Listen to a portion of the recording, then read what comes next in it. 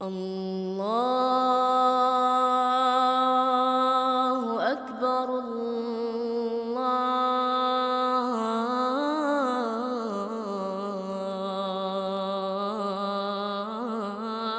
أكبر. بسم الله الرحمن الرحيم.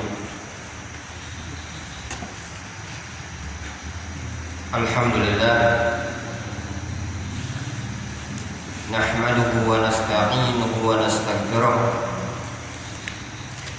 ونعوذ بالله من شرور أنفسنا ومن سيئات أعمالنا. من يهده الله فلا مضل له ومن يضلل فلا هادي له. وأشهد أن لا إله إلا الله وحده لا شريك له. وأشهد أن محمدا عبده ورسوله صلى الله عليه وعلى آله وسلم. أيها الحاضرون, para jamaah Masjid Aqabah 7, A'azzani Allah wa iyyakum jami'an. Semoga Allah Subhanahu wa taala memberikan kemuliaan kepada kita untuk duduk bersimpu di Ahad pagi hari ini, menyempatkan waktu untuk bermajelis ilmu dan melaksanakan sholat subuh. Ini merupakan karunia atau anugerah yang terbesar yang layak untuk kita syukuri.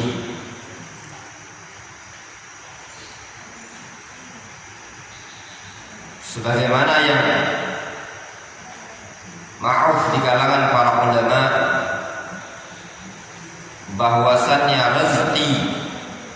rezeki dari Allah Subhanahu wa taala tersebut ada dua. Yang pertama, rizqun 'am, rezeki yang umum li jami'il khalaiq, untuk seluruh umat manusia, fi istimrari hayatihim, dalam rangka untuk memberikan kelangsungan hidup mereka, minat ta'ami wasyarabi wal malbas wal maskan, baik berupa makanan, minuman, pakaian, tempat tinggal. Yusyarikuhu al-mu'min wal fajiru wal kafir was salih, bersyirikat pada rezeki tersebut, baik dia seorang mukmin, seorang yang fajir, orang yang buruk, jahat, baik dia kafir ataupun saleh. Semuanya mendapatkan dari Allah Subhanahu wa taala rezeki tersebut. Dan rezeki jenis yang pertama, rezeki yang umum ini tadi, laisa lahu maziyah, dia tidak punya keistimewaan.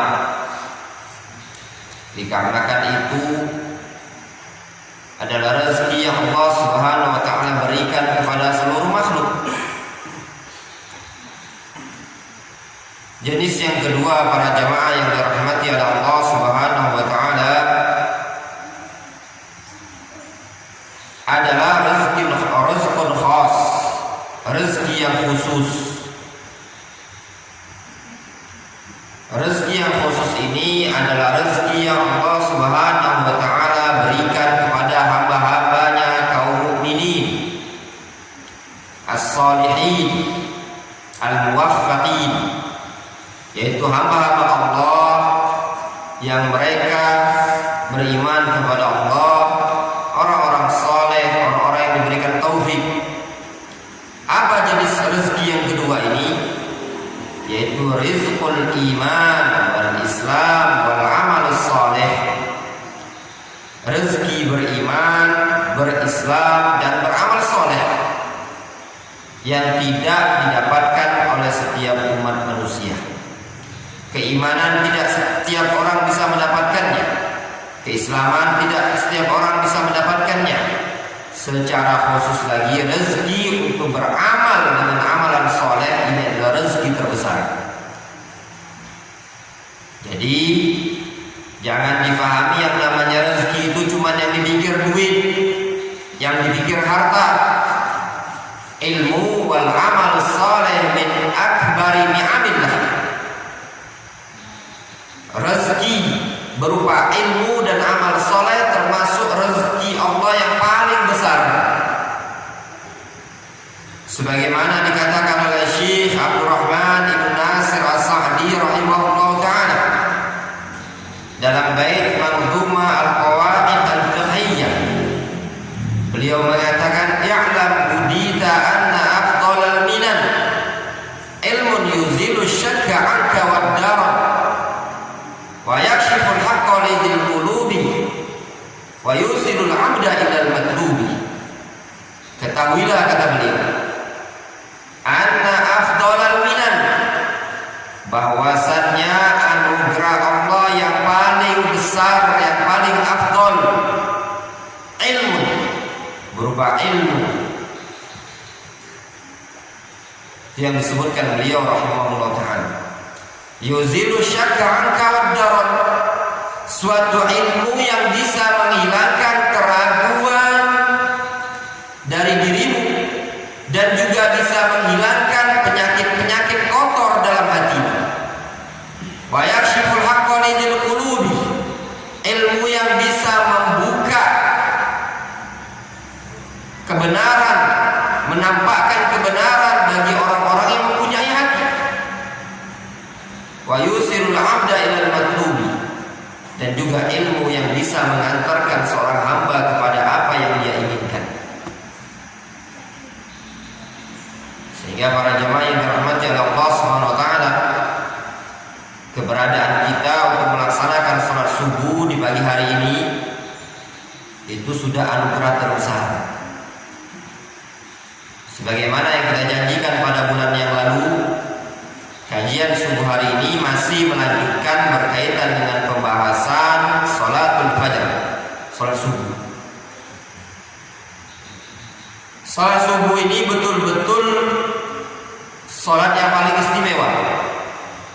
Dan orang yang bisa melaksanakan salat subuh berjamaah adalah orang yang istimewa. Kenapa? Dikarenakan salat subuh berjamaah adalah salat yang paling berat.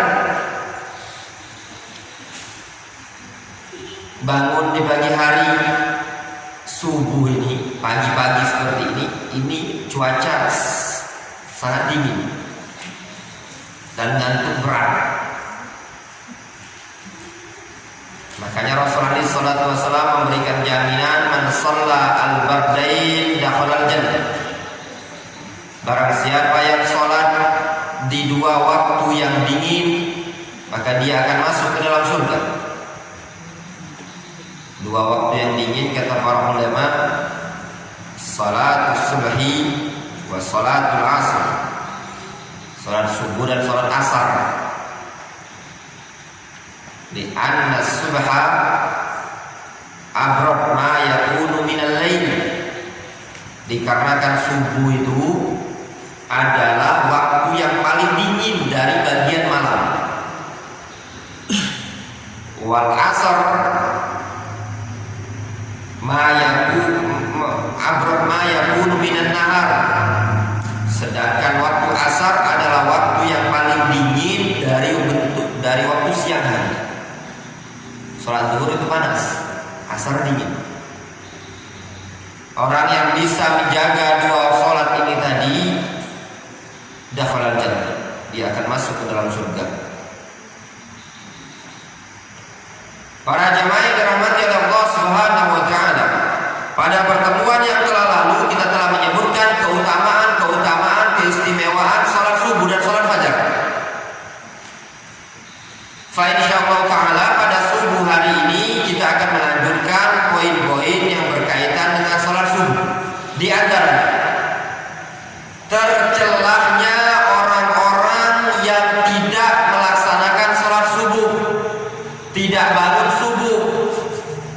Bentuk celaan yang dikabarkan oleh Rasul alaihi salatu wasalam bahwasannya dia dikencingi oleh syaitan. Disebutkan dalam hadis dari Abdullah ibnu Mas'ud radhiyallahu anhu yang diriwayatkan oleh Imam Al-Bukhari dan Imam Muslim, bahwasannya Rasulullah sallallahu alaihi wasallam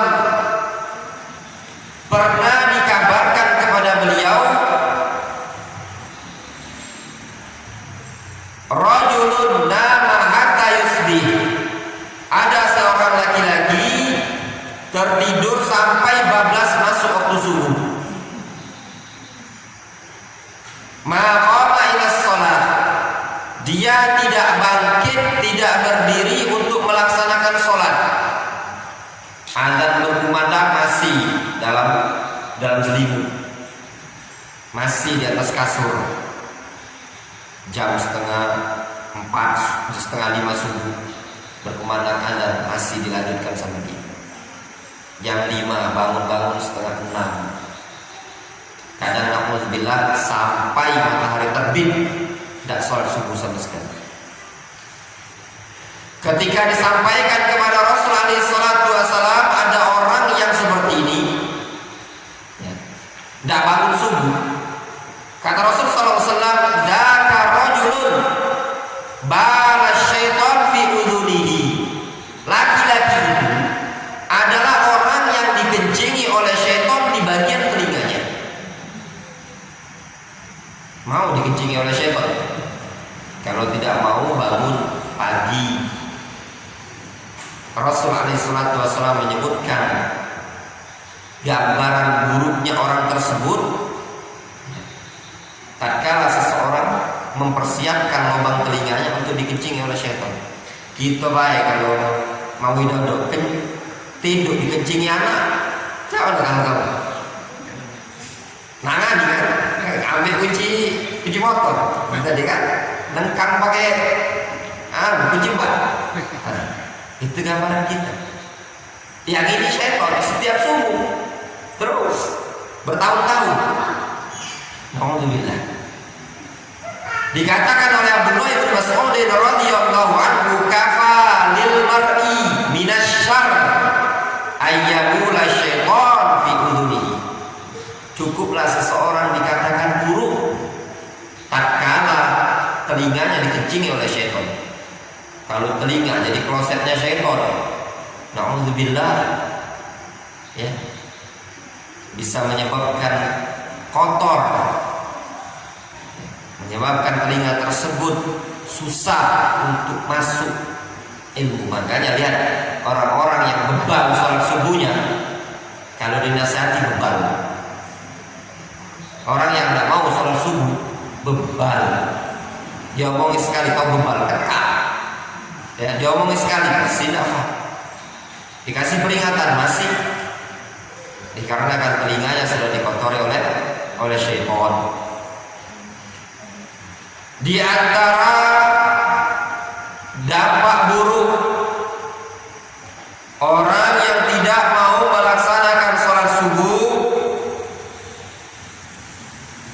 disebutkan oleh Rasul alaihi salatu wassalam bahwasannya orang yang tidak melaksanakan sholat subuh biasanya di zaman dahulu adalah mereka-mereka dari kalangan munafikin, kaum munafik. Kaum munafik, orang munafikun yang ada di zaman Rasul, mereka punya sifat la yadhkurunallaha illa qalilan wa idza qamu ila shalah qamu kusala wa la yadhkurunallaha illa qalilan. Mereka kalau bangkit untuk melaksanakan sholat, mereka bangkit dengan malas-malasan. Dan mereka tidak mengingat Allah kecuali sedikit. Disebutkan dalam sebuah hadis yang diriwayatkan oleh Imam Al-Bukhari dan Imam Muslim dari sahabat Abu Hurairah radhiyallahu anhu, Rasulullah sallallahu alaihi wasallam bersabda, "Azqalus shalah 'alal munafiqin salatul isya'i wa salatul fajri. Salat yang paling berat bagi kaum munafikin adalah salat isya dan salat subuh. Itu salat paling berat. Rasul mengatakan salat paling berat bagi kaum munafikin pada zaman itu adalah salat isya dan salat subuh. Kenapa? Kaum munafikin itu tidak mau ibadah kalau dilihat oleh orang banyak. Tidak mau ibadah melainkan dengan syarat dilihat oleh orang banyak. Kalau tidak ada yang melihat, dia sungkan sholat, malas. Itu kaum munafikin. Subuh itu kan tidak dilihat masyarakat, gelap. Sehingga tatkala ada orang yang tidak mau melaksanakan sholat subuh, ada keserupaan perangai seperti perangai kaum munafikin. Ingat, saya ulangi lagi. Orang yang tidak mau melaksanakan sholat subuh ada keserupaan perangai seperti perangainya kaum munafikin. Saya cuma mengatakan keserupaan perangai, sifat. Jangan sampai ada para jamaah kita ditanya mana subuh tadi. Woi ketiduran woi, munafik kau nih. Tidak seperti itu. Lihat saya katakan tadi bahasanya keserupaan perangai. Dia munafik? Tidak. Bisa jadi dia mundur, ya, ngantuk. Misalkan karena pulang perjalanan jauh malam, atau mungkin dari kerja shiftnya malam, pulangnya jam 3 subuh, tidur kebablasan. Yang seperti ini tadi undur bagi mereka.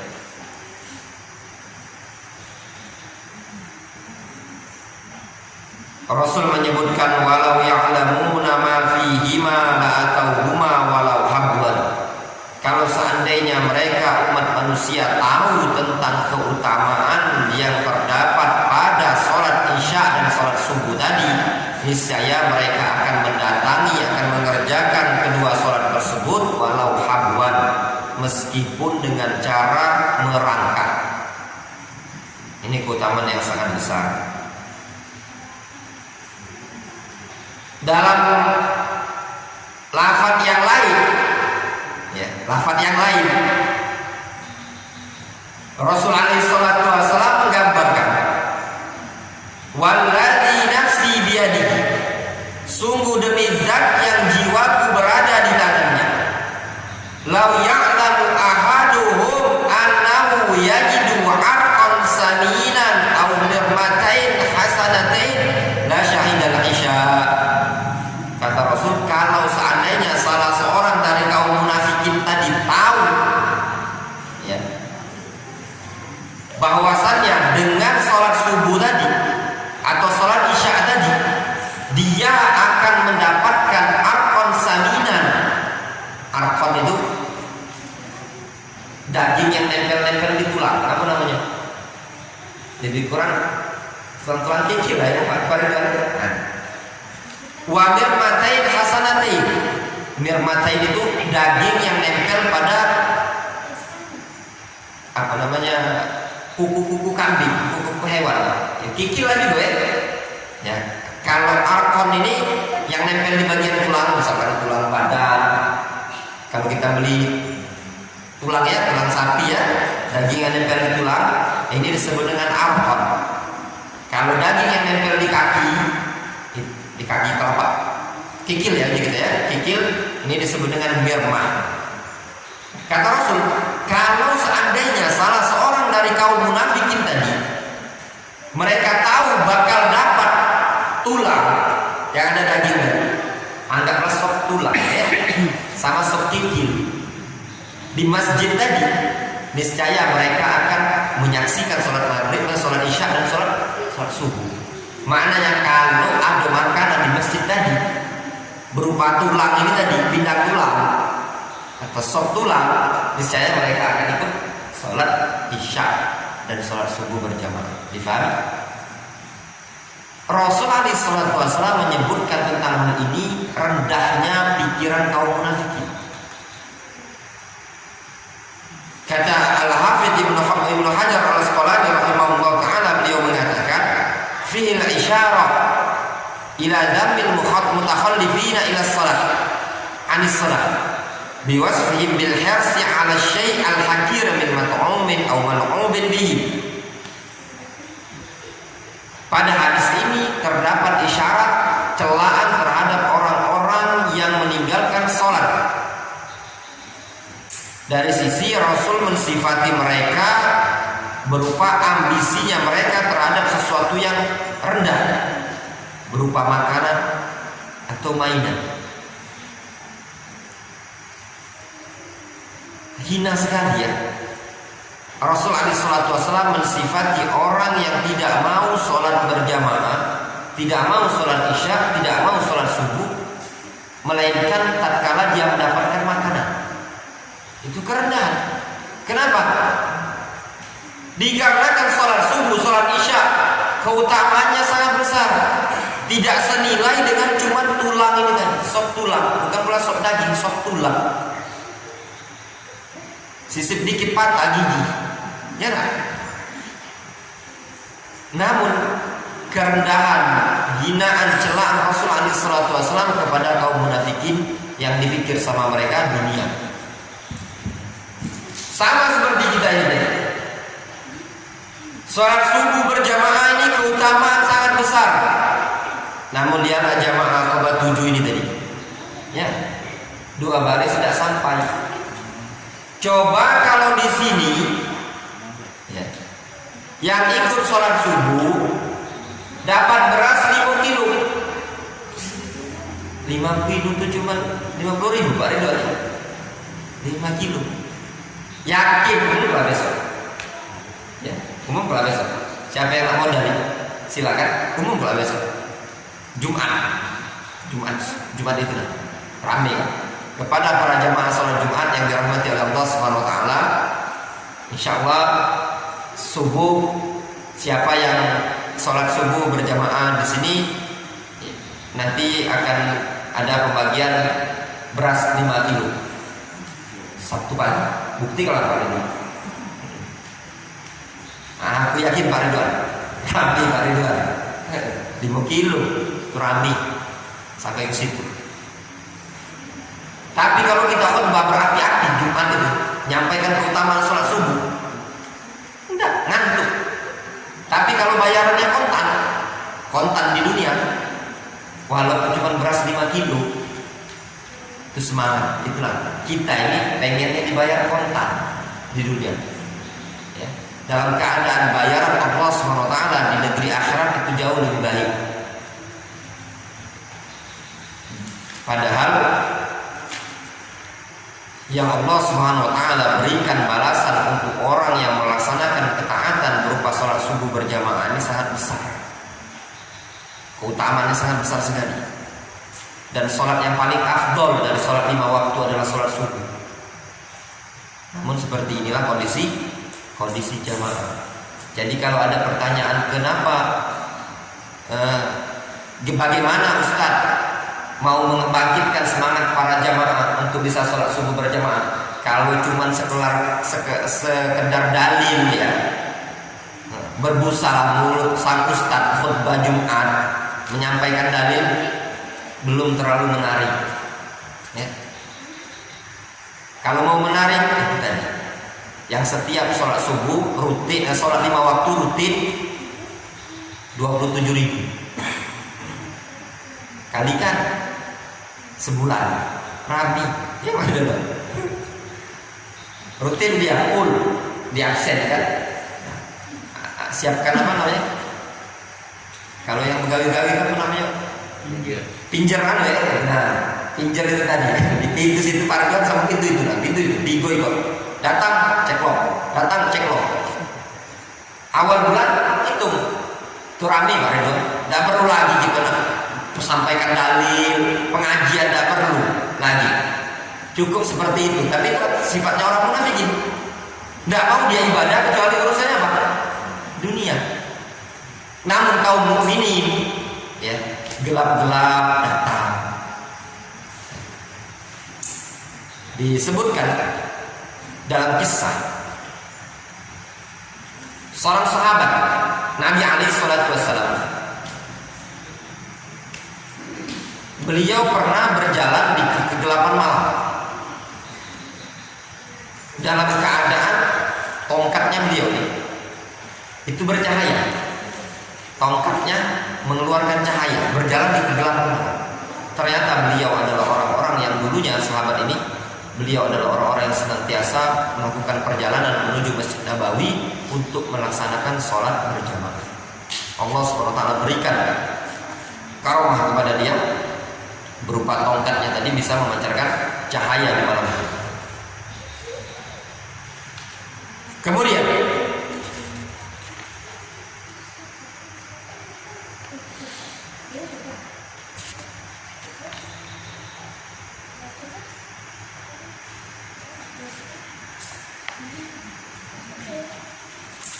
berkaitan dengan sholat subuh,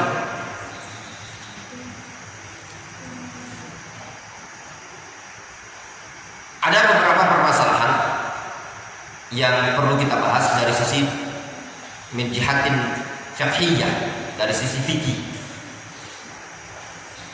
Yang pertama, waktu pelaksanaan sholat subuh. Waktu pelaksanaan sholat subuh adalah yang afdol adalah ketika masih gelap. Masih gelap. Kita tadi itu sudah masih gelap ya, masih gelap. Itu yang afdol. Berdasarkan hadis Jabir radhiyallahu anhu, kana Nabi sallallahu alaihi wasallam yusalli as-subha bi ghalasin. Dulu Rasulullah SAW sholat subuh pada waktu masih gelap.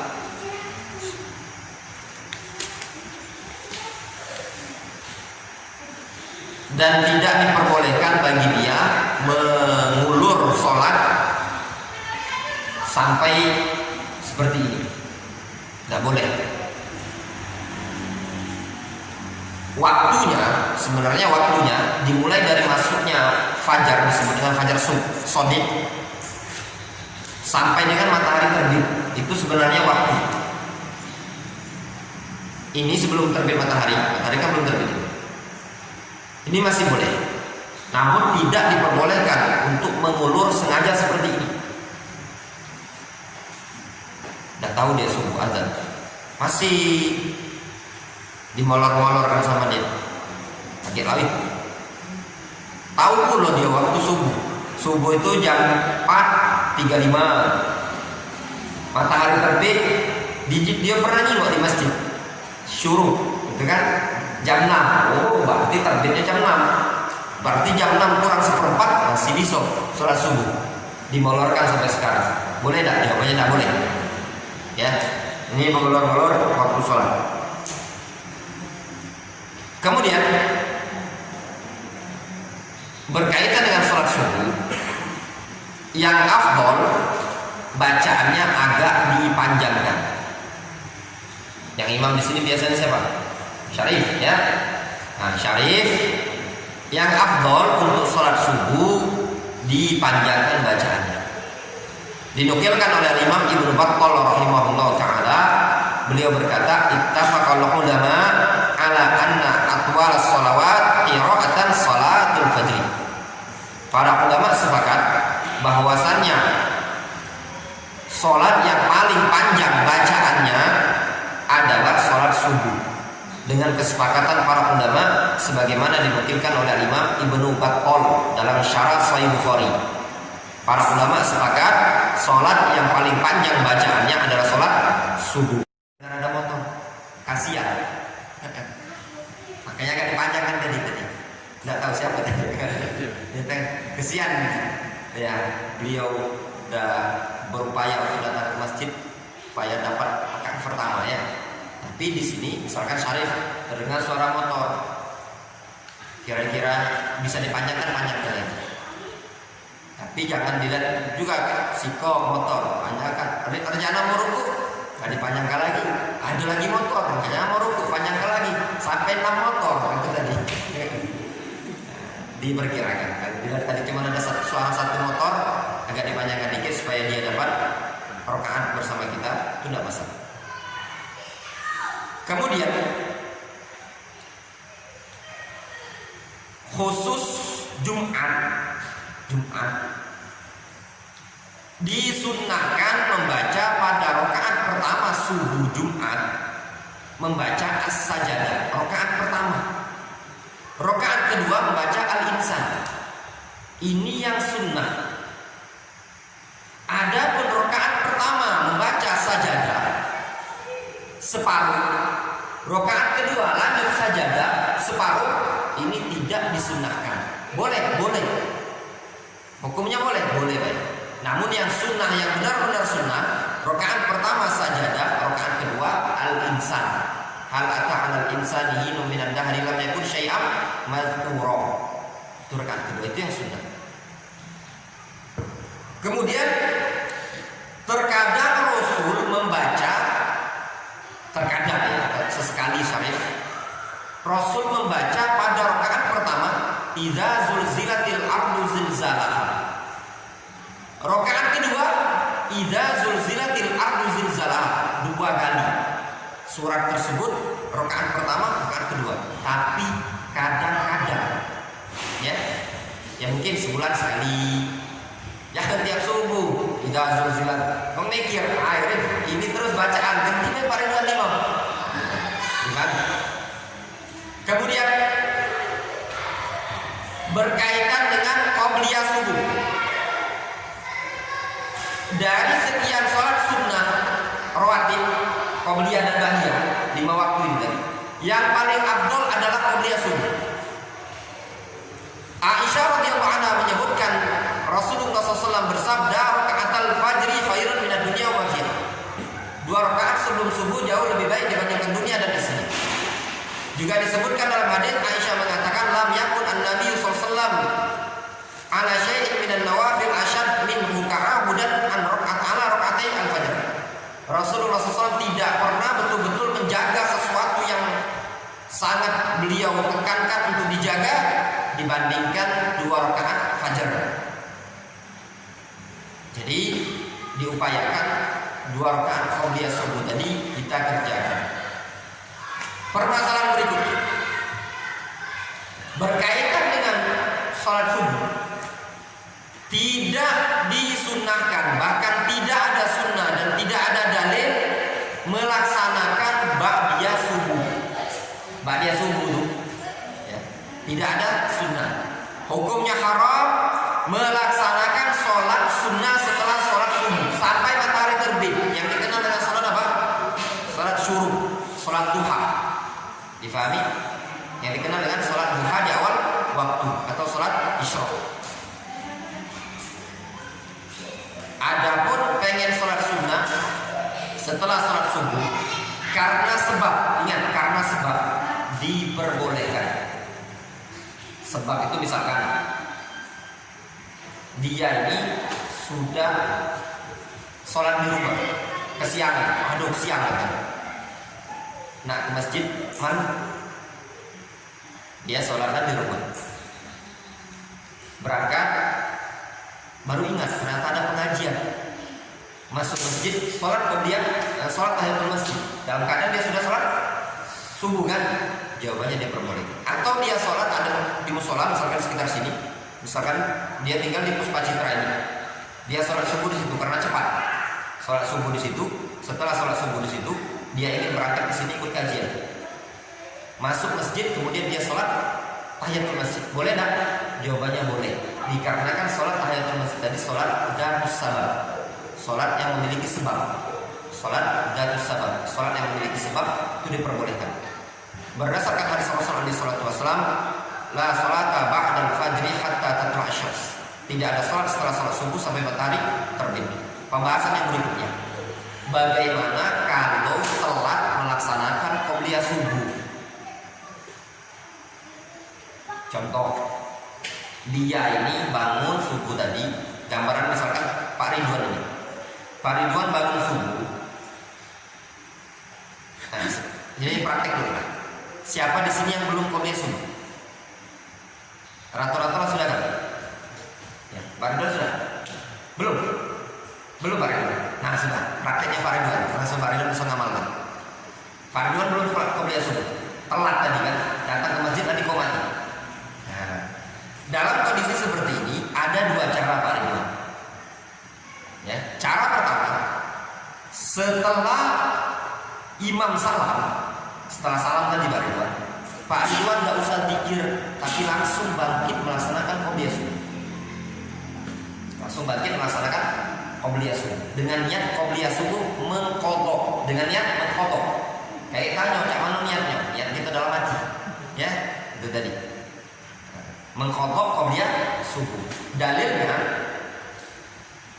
disebutkan dalam hadis, ada salah seorang sahabat Nabi SAW yang beliau ini setelah sholat subuh beliau langsung bangkit. Ketika beliau bangkit ditegur sama Rasul. Kenapa? Ya, dia mengatakan aku belum sholat qobliyah subuh. Lalu dia pun duduk. Lalu dia pun melanjutkan. Rasul tidak menegur dia sama sekali. Diamnya Rasul membiarkan dia ini tadi untuk melaksanakan qobliyah subuh setelah sholat subuh. Ini menunjukkan apa? Pengikraran, pembenaran Rasul terhadap cara dia tadi. Itu cara pertama. Namun sekarang Pak Ridwan belum kan? Belum. Cara kedua, Pak Ridwan kerjakan ketika matahari terbit. Sholat isyrak itu. Ya, setelah matahari terbit, terbitnya jam berapa? Anggaplah jam 6. Ya, jam 6:10, jam 6:15 menit. Jadi ini nanti Pak Ridwan ketika bangkit ya untuk sholat syuruk, jangan diniatkan syuruk, tapi diniatkan apa? Mengqadha qobliyah subuh. Dalilnya adalah kisah mereka para sahabat yang melaksanakan qobliyah subuh ketika mereka safar, ya. Mereka melaksanakan qobliyah subuh setelah terbit matahari. Juga dalam hadis disebutkan man lam yusolli salat al-fajri falisolliha ba'dama tatlu asyams. Barang siapa yang belum melaksanakan qobliyah subuh yaitu salat fajar, maka hendaklah dia salat setelah terbitnya matahari. Jadi dua cara tadi untuk mengqadhanya. Ketika langsung kita bangkit atau ketika nunggu matahari terbit. Mana yang paling afdol? Yang paling afdol tadi. Yang kedua, tunggu matahari terbit. Namun kalau khawatir lupa, ya ya mendingan setelah imam salam langsung. Nanti kalau ada yang tanya, Pak Ridwan, sholat Pak Ridwan, sholat Pak dia subuh, ini ada ngerti ilmunya. Paling dia kan nggak mau kan? Kalau dia ngerti dia nanya, sholat apa Pak Ridwan? Kasih tahu ilmunya, dipahami? Wong masuk akal. Soal kita cukupkan kajian kita sampai di sini. Ada yang ditanyakan? Masalah keterlambatan kerja subuh untuk sama. Dia nih kalau cewek masalah di rumah, sholat di rumah, ini tidak masalah. Caranya dia kerjakan qobliyah subuh dulu, baru sholat subuh. Misalkan contoh, kita ini, jangankan cewek kita baik, bangun-bangun ngantuknya, bangun-bangun jam 5:15. Kalau ke masjid kalah bubar di masjid. Caranya sholat di rumah ini tadi, qobliyah subuh dulu, baru sholat subuh. Atau misalkan ngantuknya baru balik, misalkan perjalanan dari Kota Linggau ke Palembang, sampai Palembang jam 4 subuh, ketiduran. Bablas bangun-bangun jam 6 pagi atau jam 7 pagi. Astagfirullah, ini udah jam 7 ini. Gimana caranya? Langsung kerjakan qobliyah subuh, kemudian kerjakan sholat subuh. Jadi tetap qobliyah subuh. Kasus yang kita ini, kasus yang kita bahas ini tadi, yang qadha ini tadi, itu kalau kita tadi berkata kondisi jamaah. Namun kalau kita bukan kondisi jamaah, maka tetap urutan qobliyah baru ba'diyah. Difahami? Jadi kalau yang di rumah tadi, dia bisa mengqadha seperti ini tadi. Kalau di rumah tidak berlaku sepertinya. Tetap Ini kan bisa dia kerjakan di rumah. Kalau bangunnya setengah 6, tetap kerjakan qobliyah subuh, kemudian baru sholat subuh. Difahami? Ada lagi? Adik, ada apa Pak? Ada Pak. Ada. Saya itu sama Ustaz sakit, saya baik keluar. Oh gitu. Tunggu baik. Nah, kita tunggu dulu kalau gitu. Atau langsung bukan bukan makanan, bukan anunya. Hadiah. Iya ada Pak. Ada. Bawa Ustaz Sarif. Oh lagi di bawah.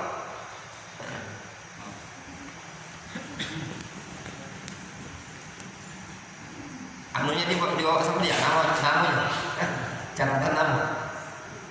Nah, kalau yang perihal yang ketinggalan tadi, kalau sholat qobliyah itu di rumah baru datang ke masjid, masalah ya? Tidak masalah Pak. Tidak masalah. Insya Allah tidak masalah. Tujuannya biar datang, ketinggalan. Kadang-kadang kalau datang keluar sama Ya, jamaah aja. insya Allah tidak masalah. Cuma kalau dia di masjid, itu ketika dikumandangi qomat, maka tidak lagi dia melaksanakan qobliyah. Kalau di rumah insya Allah tidak masalah, karena juga tidak dengar qomat. Cuma kalau dia di masjid dengar qomat, maka dibatalkan. Jadi tidak masalah. Gimana Pak Adi? Sebutin namanya, sebutnya baik. Ya sampai nomor 26 Pak. Ustaz. Sampai 26 nomornya. Nah. Ini tanggal berapa ini? 3 Pak. Tanggal 3, nomor 3 Pak. Gitu. Ya. Ibu Sumi Ayu. Nah, ibu-ibu kan. Ibu. Yang besar dulu apa yang kecil itu Pak? Oh yang besar, ya, kasih lah yang besar. Ibu. Kasih yang besar. Ini MP3 player. MP3 player. Bisa diisi Al-Quran Bu. Jangan diisi nyanyi Bu.